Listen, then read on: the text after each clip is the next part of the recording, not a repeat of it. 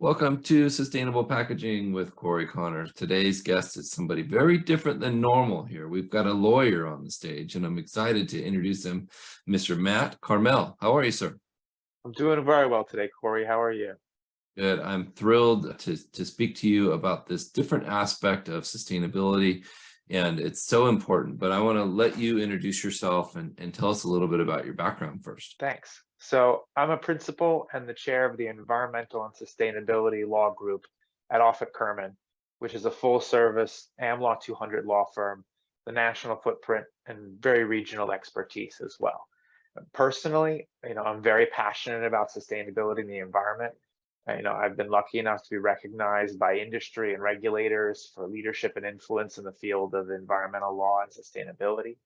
Wow. And I get to work on traditional environmental compliance matters, counseling, litigation, those kinds of things, but then also really niche sustainability issues. And one of those things, really is counseling brands on compliance with packaging laws, including waste and recycling laws, but also claim laws relating to environmental advertising, which is what we want to talk about. Such a key point to this whole thing is with everything changing so quickly, brands are struggling to keep up, as well as suppliers like us we're struggling to keep up with all of the changes. So I think this is where you and your organization come in so important. Can you tell us a little bit about some of the particulars? Like, what are the FTC green guides and why should the packaging industry be so aware of them? Yeah, so companies market products and services as having an environmental benefit. In this context, we're talking about packaging having an environmental benefit, and that can be whether that it's compostable packaging or recyclable packaging, that it's made with a certain amount of recycled content, that it's made with renewable energy, or that it's quote unquote sustainable. Those are marketing claims, and marketing claims are subject to both state and federal law that protects consumers from false and misleading marketing claims. I'm sure that your listeners have heard of certain litigation or different things like that, or even just looked at a product and said, oh, this one says it's recyclable material in the packaging. I'm going to buy that product instead of this other one. Right. So while state laws can be more restrictive, the touchstone in this area is the Federal Trade Commission Act and the Federal Trade Commission, FTC's, quote unquote, green guides. The green guides are a guidance document. It's one document, even though it calls itself the guides. And that document contains standards and examples and guidelines to help companies understand what constitutes deceptive or misleading environmental advertising. If you want to make a compostable claim or a recyclable claim, what are you going to be judged? And so as the packaging industry continues to strive to be more sustainable, it's going to want to communicate about its efforts on packaging and in marketing materials to consumers, to brands. If you're a supplier creating a packaging, you're going to want to supply that to your customers, the brands. If you're a brand, you're going to want to communicate that information to the ultimate consumers. Right. These claims will be subject to the FTC green guides, which interestingly get updated every 10 years. And we are at the beginning right now of a major update. So this is a moment where over the past 10 years, there have been huge advancements and shifts in the packaging industry and applicable law. And so we're at the process of figuring out how are the FTC green guides going to change?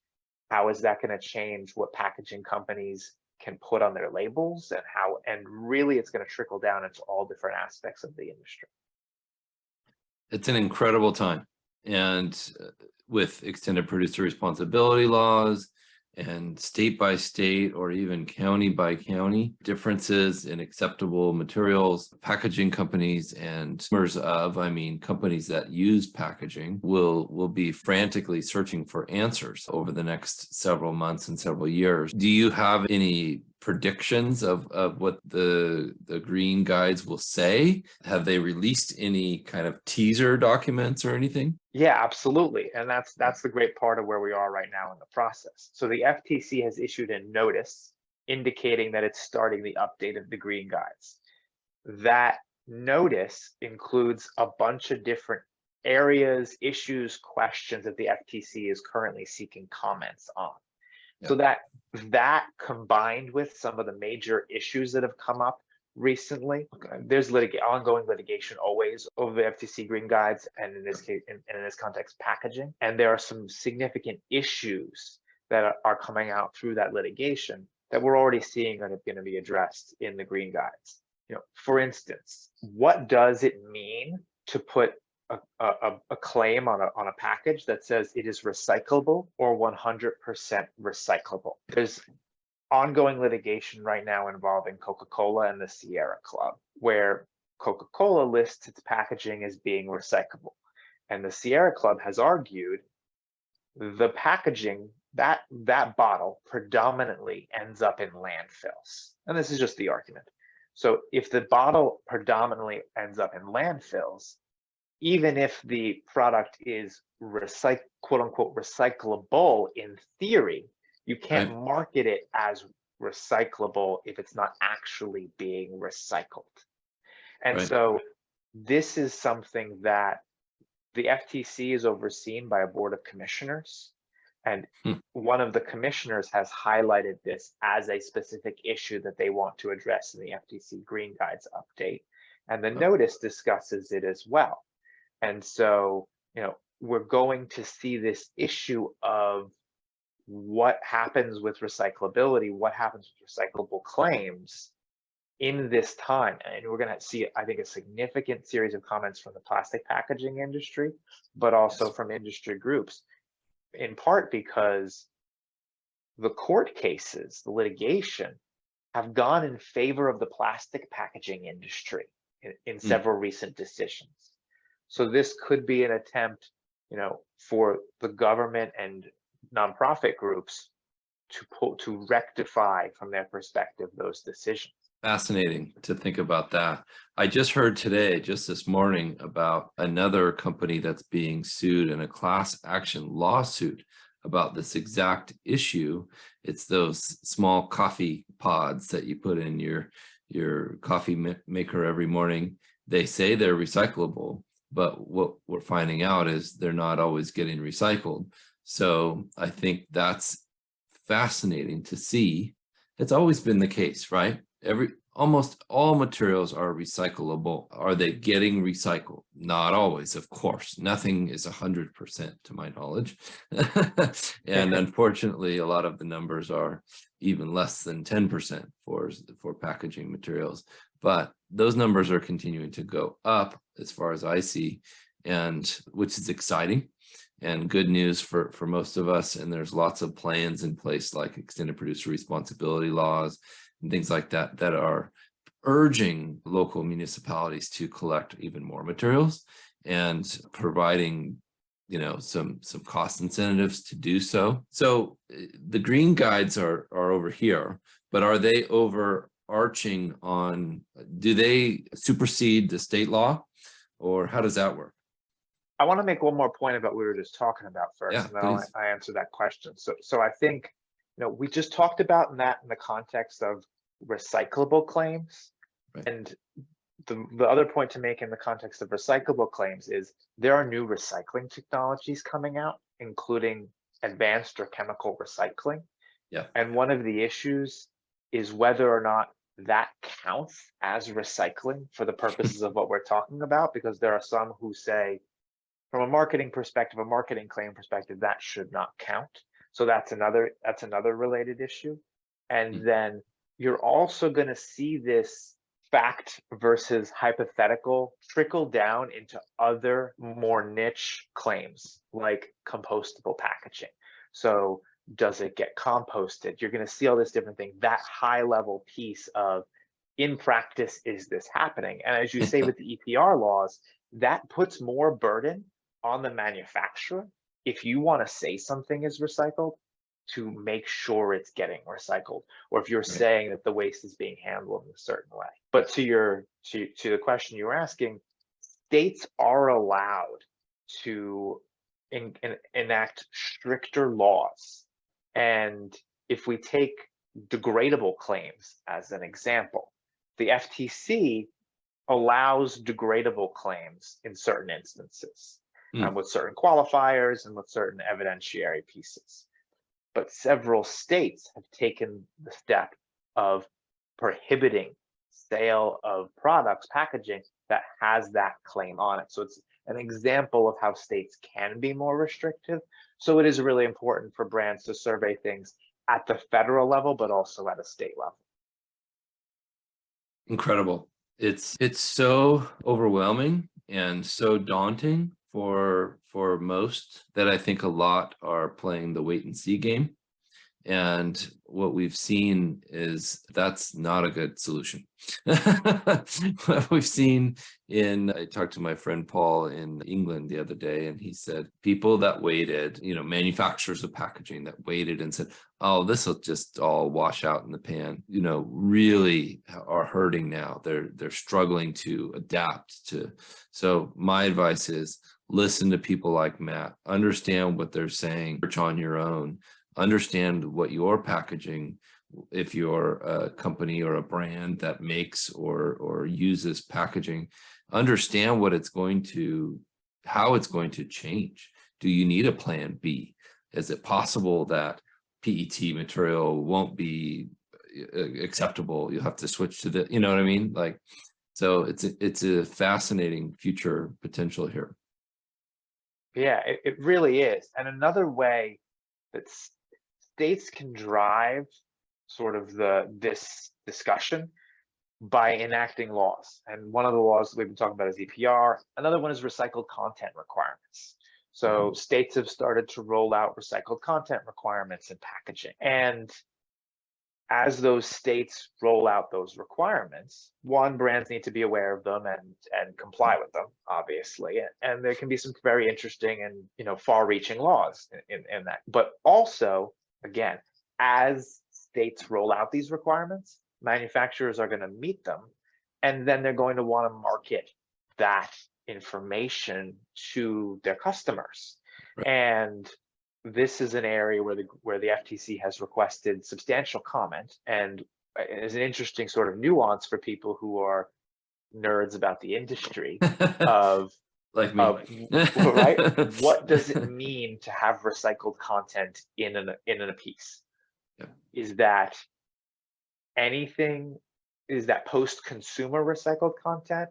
Right. Is that recycled content including material that's recaptured during the manufacturing process? Right. And as I started out saying, this is all about what the consumer understands. Right. When you think about a claim you're making, you want to think about how do consumers interpret the claim? Are there common misunderstandings? And as a brand, how do we have to provide a basis to support the claim? And so when you think about those things in the context of recycled content and this issue of recapture during the manufacturing process or post-consumer, right. What does your average Joe who's at the supermarket understand about that? And I know that some of the state recycled content laws focus on post-consumer and not recaptured, because that's a more significant incorporation. Recovering post-consumer is harder and more environmentally beneficial than recovering during the manufacturing process. Both are essential, but they're very different. And I know, stepping into the grocery store, if I don't have my lawyer hat on right now, I'm not sure I would know what the difference was or realize it. So I think it's going to be interesting to see how this plays out, and then it's going to matter of making sure that you're marketing it correctly, making sure you as a brand understand the difference, which I'm sure you do, and then communicating that clearly through your packaging. Well said, and such a key important point, because post-industrial recycled material is a lot easier for a lot of these manufacturers to get because it's part of the process in their facility. So it's sure easier to add in 5% more of that because it's already there. But does that encourage more recycling? Not really. They're probably already doing that if they can accept that material. So fascinating to think about post-consumer versus post-industrial and what those laws will say. And can you be too specific on your packaging? Can you say this material is made from 10% post-industrial waste, and will that will that make a consumer say, oh, that's not really recycling?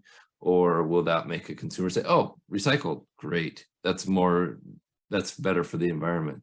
So there's this catch-22 where you have to be specific, but if you're too specific, you might tip your hat to people and make them upset. Yeah, and you have to be specific in a way that the consumer understands. Right. So, and I think that's one of the reasons that we're focusing on post-industrial, because if the consumer doesn't know what post-industrial means, then you're being transparent, but not in a way that means something to the consumer and could still then be considered to be misleading. And that's, I think, the really important thing to vet your packaging claims against. Wow. You may think you've been totally transparent in industry speak, but if the consumer doesn't understand it the same way, you haven't met the goal and you could be in trouble. I hadn't even thought of that. That is fascinating to think about. I just noticed the award behind you. Is that from Waste Expo? It is. It is. Congratulations. I was very, honored to be one of the 40 under 40 award winners from last year. Congratulations. I was there at the event. I'm sorry I didn't meet you there. I actually didn't get a chance to make it, but so I that's why. but maybe this year. My friend Jonathan Quinn also won an award, so I went there to kind of take some pictures of him getting his award and everything. Liz Bothwell, who runs that event, is an incredible person. So incredible. If you're listening and you don't know her, I highly recommend reaching out to her and showing up to the next Waste Expo, which will be in New Orleans in May. Yeah, Waste 360 has been wonderful and given me a platform to talk about so many of these sustainable issues that intersect the waste industry. I'm very grateful to Liz and everyone else at Waste 360. Very cool. And what a great purpose you have here. I want to talk about compostable a little bit. I think that is very confusing to people. You say, and they used to say biodegradable. Now I know that's not an appropriate word to use anymore and really frowned upon. So I think that'll probably be against the law to use on packaging is kind of what I'm hearing and learning. Do you agree that biodegradable will not be acceptable and that compostable will have to be defined? I think that's likely. I think biodegradable, I mean, it's already been banned in many states. I think we could see it be banned by the FTC through these guides. Maybe not. There is at least one case involving the FTC green guides where they've determined that packaging was not misleading when it was labeled as degradable and degradable over a long period of time. When, going back to what we were saying before, the packaging was very transparent as to what percentage degradability, over what time period. I'm just not sure that's going to continue to be the standard. It would be a departure, but I might say I'm hopeful. So tell us why, Matt. Why is biodegradable kind of a bad word in the environmental space? So I think it goes back to the what happens to the material type thing. When people see degradable, they often think compostable. Right. And putting that product in a compostable waste stream will contaminate that. And so in many instances, you're not seeing the intended benefit. You're not seeing the life cycle work the way it's supposed to. The words that we put on packaging are supposed to sell our products, but also support the flow of waste in the way that we want it, that we as a society want to be as environmentally friendly as we can. And if both of those things aren't really lining up, we probably need to go in a different direction. So key, such a true statement. And when you say compostable and consumer thinks, oh, I can throw this in my back garden and it'll be fine. Wait, hold on. What I meant was industrial compostable. Well, what does that mean? I don't have access to that, and very few people do right now, but hopefully those numbers will grow if compostable packaging still is one of the solutions, which I think it probably is over the long term. But I'd love to hear your thoughts. What would you, if you were in charge of the situation, what would you say? Hey, companies, you need to make packaging recyclable, or you need to make, what would you, if you could wave your magic wand, what would you say? Yeah, I mean, Well, I might go for reusable, but Yeah, I love that. that's a different conversation, I think, a little No, bit. it could be this conversation if you But want.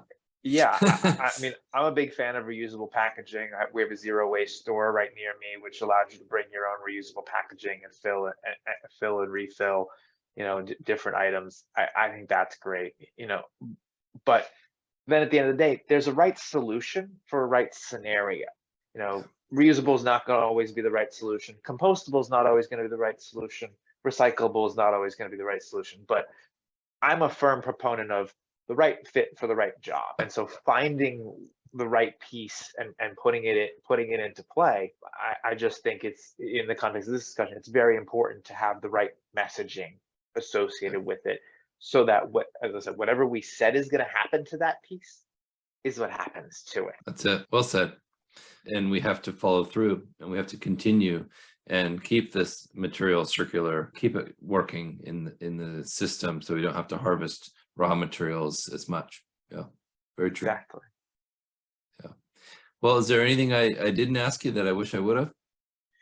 Let's talk about the word sustainable. I think that's where we should end, because I think that's the most forward-looking aspect of this. I love that. We've sort of touched on this a couple times, but the green guides get enforced either directly by the FTC. Everyone understands that a regulator can come after your company if you're doing something wrong, but it can also come through class action lawsuits from the ultimate end user, or it can come from private party actions from your competitors. So there's a lot of different ways these things can come up. And we have seen some debates, discussions, claims, litigation involving the word sustainable, because interestingly, when the FTC guides were last updated, that was a term that the FTC decided was not definable. There weren't enough standards for them to say, okay, you can say your packaging, in this instance, is sustainable if you meet X, Y, and Z criteria. They've reopened that door right now. I think that calling it an open door it's an open frontier, because I think the packaging industry would like to call itself more sustainable. I think packaging would like to say sustainability on it, but in a realm where you have these sort of loose guidelines and the threat of enforcement and litigation, it's going to remain a frontier for a while. But I'm really curious to see how that plays out, and sustainable claims are, I think, in this discussion, are a stand-in for these larger claims that are being made on packaging about ESG, about social impact, about these kinds of things. When you step off the specific technical standards and you go to something more mission-based, really, and figuring out how you navigate that line, I think I'm not sure that we're going to be able to get there in this update of the green guides, but maybe between now and 2033, when we're redoing these again, the packaging industry, with the leadership that it's shown over the last 10 years, will be closer to that.